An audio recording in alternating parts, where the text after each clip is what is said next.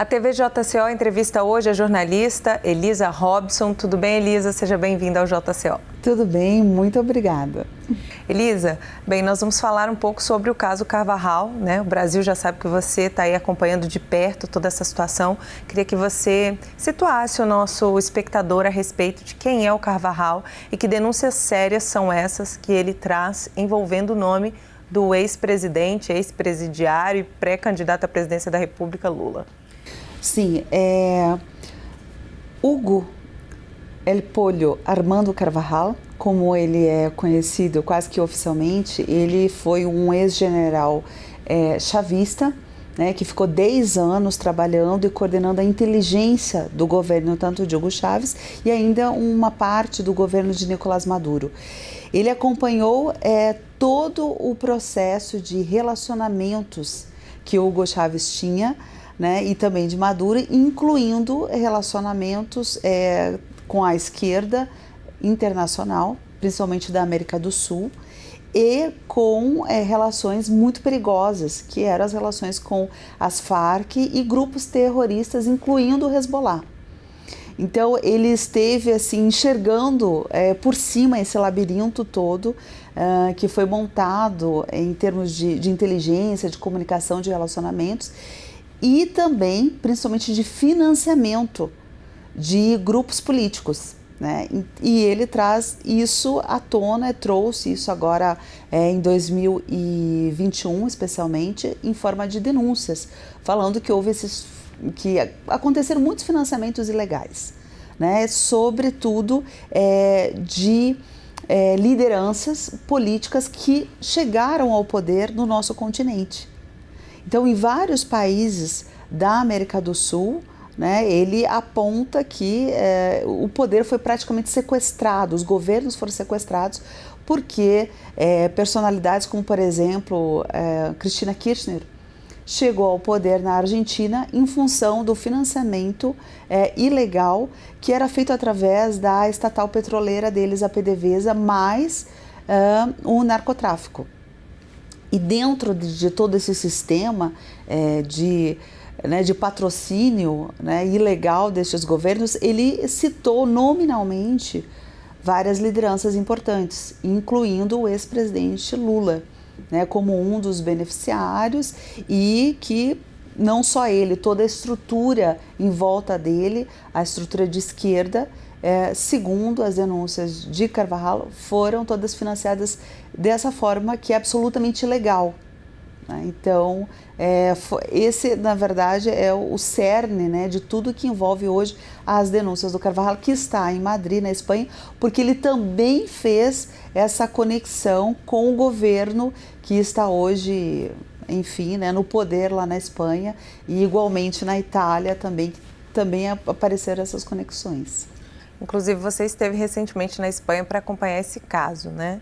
Você relatou nas suas redes sociais que você não pode comentar muita coisa, que já está na mão das autoridades, mas eu queria saber o que você poderia comentar para a gente a respeito dessa sua viagem, se você enfrentou algum risco, alguma resistência, o que você pode trazer para a gente de antemão a respeito dessa sua viagem para saber mais a respeito do caso Carvajal.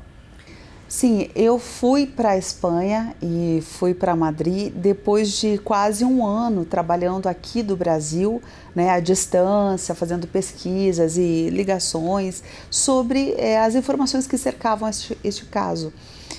Depois de todo esse trabalho, né, de muitos meses acompanhando essa história, eu decidi ir pessoalmente à Espanha para coletar, né, lá no local onde está preso o Carvajal, coletar mais informações sobre este caso, porque, primeiro, que eu não via ninguém do Brasil, né, sobretudo autoridades que poderiam ir, né, atrás dessas informações, não vi ninguém do Brasil procurando esse aprofundamento. Então, eu tomei essa decisão de ir. Foi uma viagem de risco, porque eu não fui com nenhum aparato de segurança e muito menos proteção governamental. Eu fui de forma independente. Tá? Eu fui, inclusive contei com o apoio, né, de seguidores, de amigos, para que eu conseguisse, né, ir até lá e fazer o trabalho. Chegando lá na Espanha, especificamente em Madrid, eu comecei um trabalho então de levantamento de informações, fui atrás das fontes das quais eu já tinha estudado que poderiam me ajudar com essas, né, com alguns dados que eu considerava muito importantes, que precisariam ser levantados. Então, chegando lá na Espanha, eu comecei o trabalho mesmo de investigação jornalística. Eu procurei endereços, telefones, contatos, me encontrei com as fontes e também com as pessoas que estão ali fazendo a assessoria desse caso, né, como os próprios advogados, né, do Carvajal, a própria familiares dele. Né? Então eu fui atrás dessas pessoas chaves que pudessem me dar algumas respostas, né, que eu tinha, que ainda estavam em abertas, apesar de toda a investigação que eu já tinha feito. Eu procurei essas respostas lá. Consegui respostas muito importantes, inclusive o fato de ir pessoalmente à prisão onde ele estava. São informações sensíveis, são informações que são segredos de Estado, né? Então, para que eu também conseguisse essas informações, eu precisei dar a minha palavra para o próprio Carvajal de que primeiro eu levaria essas informações a algumas autoridades competentes aqui no Brasil e enfim, depois num próximo momento a gente compartilharia tudo isso, justamente porque elas são informações, né, bombásticas e realmente de grande peso e que vão impactar o destino do país. Inclusive, a gente não tem visto movimentação das autoridades brasileiras em relação a esse caso desde que ele explodiu, né? Eu queria que você comentasse um pouquinho como é que as autoridades de outros países estão reagindo a essas denúncias desde que elas começaram. Isso é muito importante, porque é o seguinte, o Brasil, todos os brasileiros têm acompanhado, são muitos meses, né, o desenrolar dessa história.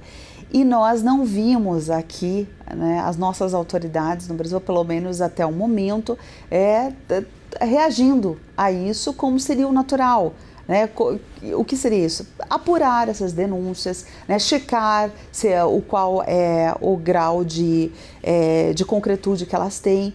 Né? E, enfim, fazer o mínimo, né, que seria ir lá e ouvi-lo, por exemplo, né? Ou realmente fazer um estudo sobre, né, qual é a consistência dessas denúncias. E ninguém do Brasil fez isso. Né? Tanto é que eu fiz esse trabalho de forma independente porque as autoridades não fizeram. Isso foi muito diferente de outros países. Por exemplo, quando o Carvajal cita o movimento 5 Estrelas da Itália, que é um movimento esquerdista, né, que eles têm uma ligação muito estreita com o PT aqui do Brasil, com o Lula, né, tanto é que este movimento se posicionou quando o Lula foi preso lá em Curitiba, e eles reagiram e vieram para cá e postaram nas redes sociais, no próprio site do PT tem a manifestação deles. Esse grupo, que é o Movimento 5 Estrelas, foi incluído nas denúncias do Carvajal. Quando isso aconteceu, a Itália enviou promotores públicos até a prisão de Extremeira, né, lá no interior de Madrid, onde eu fui também para coletar essas informações. Ela enviou os promotores para conversar e para fazer levantamento de informações. E isso foi algo assim muito correto, né, o mínimo que um governo precisa fazer. A Colômbia enviou uma juíza da Suprema Corte também para acessar diretamente e ouvir lá o que Carvajal tinha a dizer. A Argentina enviou também promotores públicos.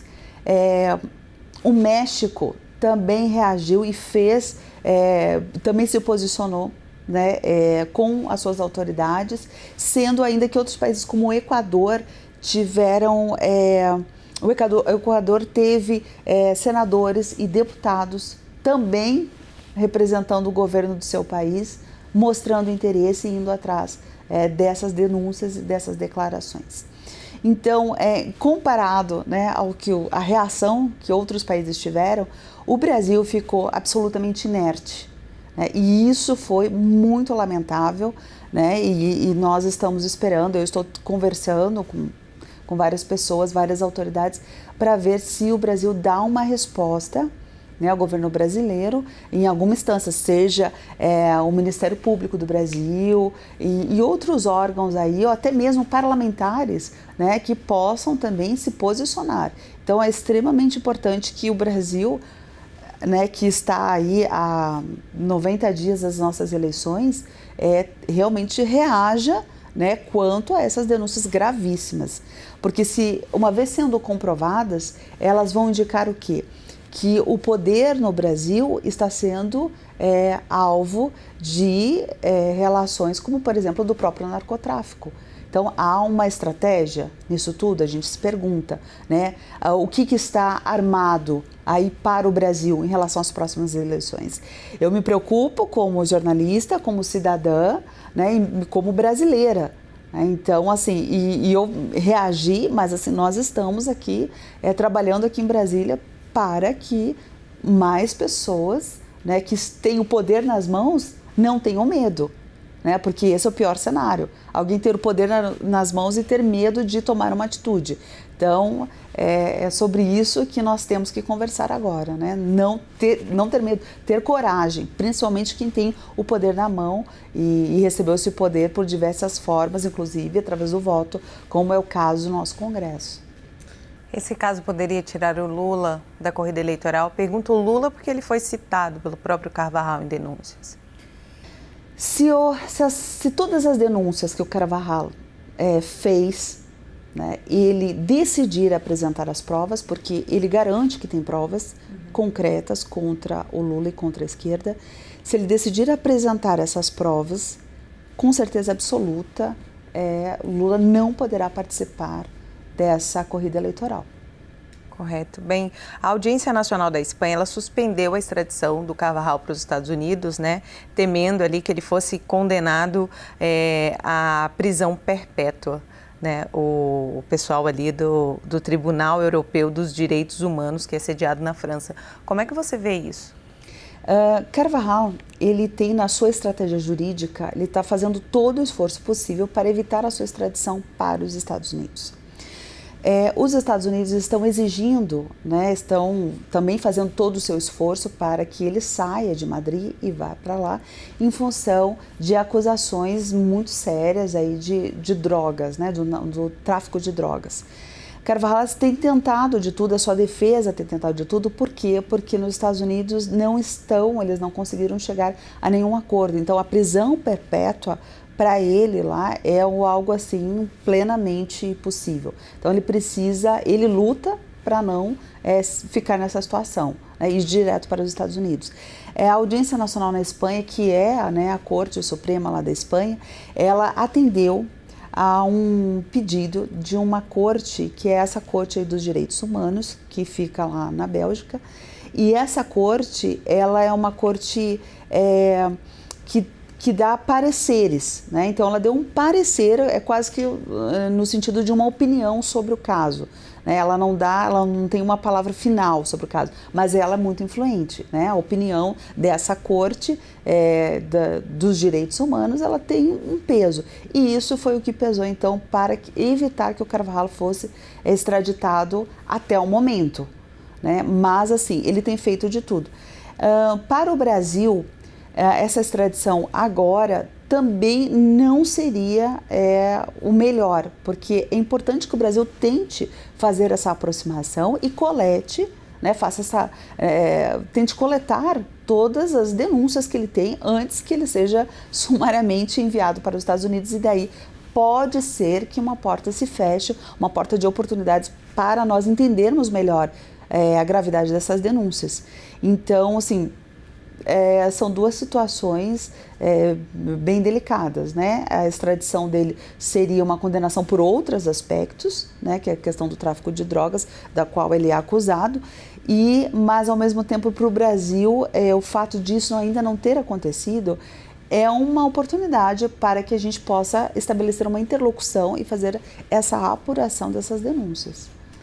Por que você acha que não há repercussão de um caso tão grave como esse no Brasil? A gente tem agora essa situação envolvendo o Marcos Valério, né? A revista Veja divulgou os vídeos como se fosse uma grande novidade, mas o fato é que em 2012, em 2016, o Marcos Valério já havia falado sobre essa chantagem que o Lula estaria recebendo, né, por envolvimento no assassinato do Celso Daniel. O Marcos Valério diz que o Lula foi o mandante do assassinato e a gente não vê uma repercussão, a gente não vê uma comoção, né, principalmente da velha mídia. Um ou outro veículo divulga, né, de uma forma isolada, mas não há aquela comoção como a gente vê às vezes em narrativas vazias. Por que você acha que não há repercussão nessas denúncias tão graves envolvendo um partido que teve aí à frente do país, né, com 2 ex-presidentes? Claramente, isso é proposital. Né? É impossível que nenhum, principalmente jornalistas, não estejam acompanhando as informações como essas que eu divulguei, que o Jornal da Cidade Online repercute. Então, é proposital, é estratégico, e a estratégia que nos parece mais clara é de que há, sim, uma intenção de proteger aí o PT, o próprio ex-presidente, de fatos que são negativos para eles. Então, essa intenção clara, né, evidente, que todo o internauta, toda a sociedade percebe, ela é patente, né? Então, há uma espiral do silêncio, né, que ela é construída aí pela mídia mais tradicional, digamos assim, e que é perniciosa, né? Uma articulação perniciosa para que não se paute isso e as pessoas não fiquem interessadas neste assunto, né? O que eu acho muito bom, por outro lado, é que a mídia independente não está deixando isso morrer e não está deixando esse assunto, enfim, ser esquecido. Você comparou essas denúncias do Carvajal e também essas denúncias que ligam o PT ao PCC a um tabuleiro de xadrez. E você disse que é hora de mover as peças com muito cuidado para não errar, né? Na sua opinião, esses movimentos que vão salvar o Brasil, e quem é que move essas peças? Eu vejo o seguinte: todo o nosso continente, toda a América do Sul, nós estamos observando a escalada de poder da esquerda, né, em vários países. Inclusive de nomes como, por exemplo, o Gustavo Petro, que é o denunciado também pelo Carvajal, e ele alcançou o poder lá na Colômbia, agora recentemente. Ele que foi um ex-guerrilheiro, ele que tem as ligações muito próximas, sempre teve com as próprias Farc. E vários lideranças da esquerda com perfis muito questionáveis, né, inclusive impopulares, chegaram ao poder. No Brasil, nós temos uma situação muito semelhante, né? Nós temos o ex-presidente Lula, que não sai às ruas, né? Que visivelmente não tem apoio popular. E, no entanto, ele aparece o quê? Em pesquisas, né, que também são muito suspeitas, como se estivesse à frente na corrida eleitoral. Essas informações, somadas às denúncias, somadas a declarações como essa do Marcos Valério, elas estão sendo colocadas, na minha visão, como se fossem peças de um tabuleiro, né? Porque o tabuleiro político ele é feito disso, né? De declarações, de decisões, de personagens que chegam ao poder, e essas informações todas, elas precisam ser administradas. Quem deve administrar essas informações? Não apenas a opinião pública, quando recebe e que precisa fazer uma leitura lúcida, né? Qual é a leitura lúcida? Olha, está havendo uma mudança, né, no nosso mapa político do nosso continente, e aqui no Brasil, que nós temos muitas suspeitas, também as coisas parecem estar se encaminhando para uma manipulação. Então, a sociedade precisa fazer essa leitura. Agora, as autoridades brasileiras precisam principalmente olhar como uma forma de estratégia todas as informações. E quem pode fazer isso, acima de tudo, na minha opinião, o Ministério da Defesa.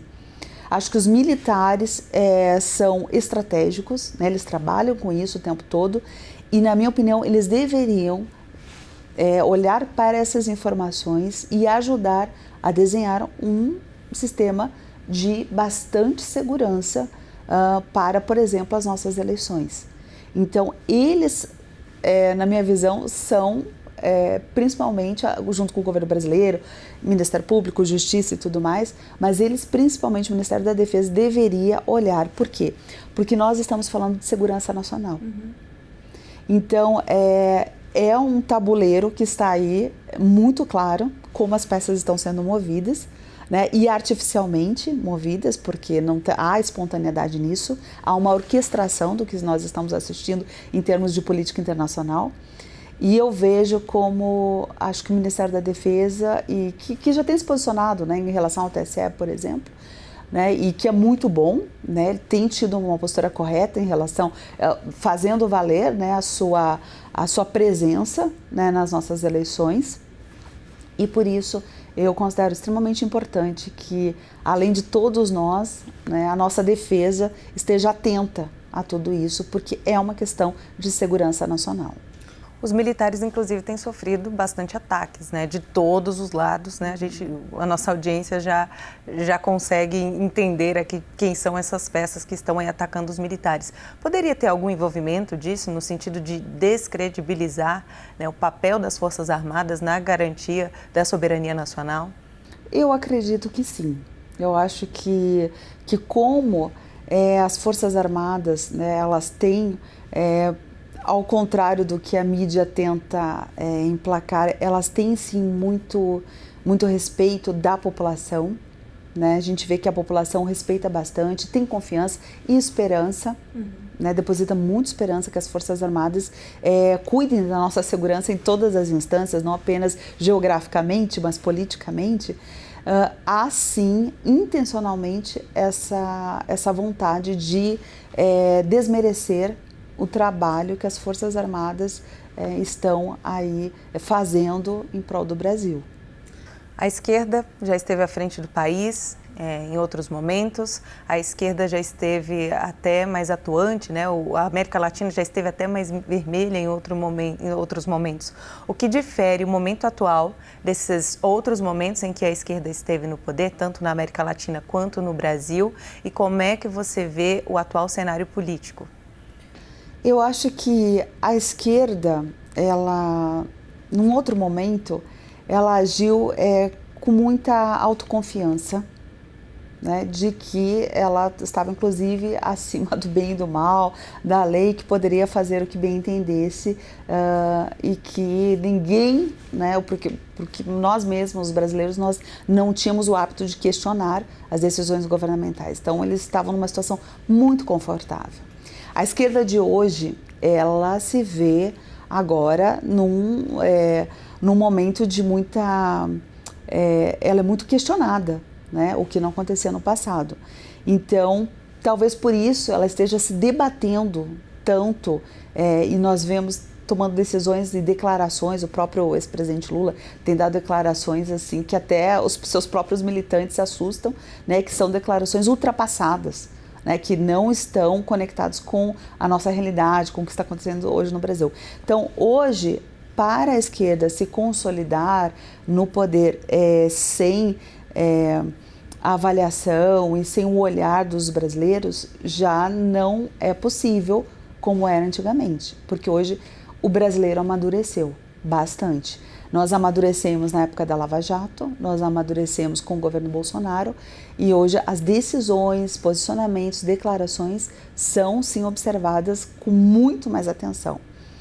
Então a esquerda hoje ela tem muita dificuldade e ela está com muita dificuldade em função de que ela precisa lidar com a verdade que as pessoas enxergam. E isso sempre foi um desafio muito grande para a esquerda, porque ela sempre se valeu de muitas narrativas falsas e mentirosas.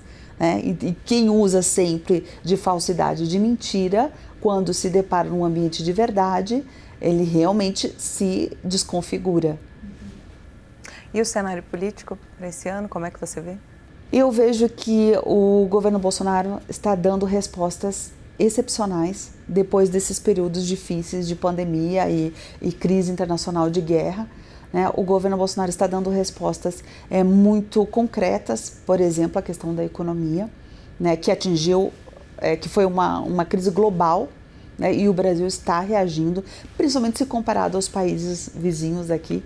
Né, o Brasil tem dado respostas excelentes à questão do emprego, né, os 3 milhões de empregos que foram criados, isso está mostrando, os investimentos internacionais, isso está mostrando que o Brasil está no rumo certo e que todo o grupo do governo Bolsonaro, a equipe do governo Bolsonaro, está conduzindo muito bem o nosso rumo. Portanto, me parece muito clara o que vem pela frente em relação a realmente uma aceitação do presidente para a sua reeleição. Está muito evidente. Por outro lado, nós temos os riscos aí de manipulações que em vários âmbitos que a população mesmo tem questionado. Né? Quando a população questiona, por exemplo, a questão das urnas, né? A segurança, a transparência das urnas, e que se atribui muito, né, ao presidente Bolsonaro que está falando sobre isso, na verdade não é, ele está sendo praticamente um porta-voz, né, da população.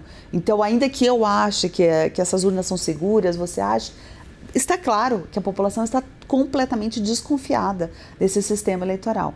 Então, eu acredito que isso vai ser equacionado. Nós temos aí um governo, as Forças Armadas, e essa é uma questão que vai ser equacionada. Tendo isso equacionado e resolvido, acho que o Brasil vai continuar no rumo aí da direita, sendo governado por um governo de direita. Elisa, foi um prazer receber você aqui no JCO mais uma vez, né? Espero que você, quando puder falar a respeito desse caso, trazer para a gente aqui. Nós estamos acompanhando também, né, com muito carinho e com muita atenção, porque é um caso muito importante para o nosso país, pode definir o rumo do Brasil, da América Latina, quiçá do mundo, né? Já que o Brasil é um país tão importante, né, nesse cenário. Então, muito obrigada por essa entrevista. Obrigada, e vai ser em breve. Em breve, falta bem pouco tempo. Eu vou fazer esse compartilhamento aqui com vocês e, com certeza, com o Jornal da Cidade Online. Vamos aguardar ansiosos. Obrigada. Para você que nos acompanhou até agora, obrigada pela sua audiência. Deixe seu like, deixe seu comentário e compartilhe o conteúdo para que outras pessoas também tenham acesso. Com informações de Brasília, Andréa Luiza Matias para a TV JCO.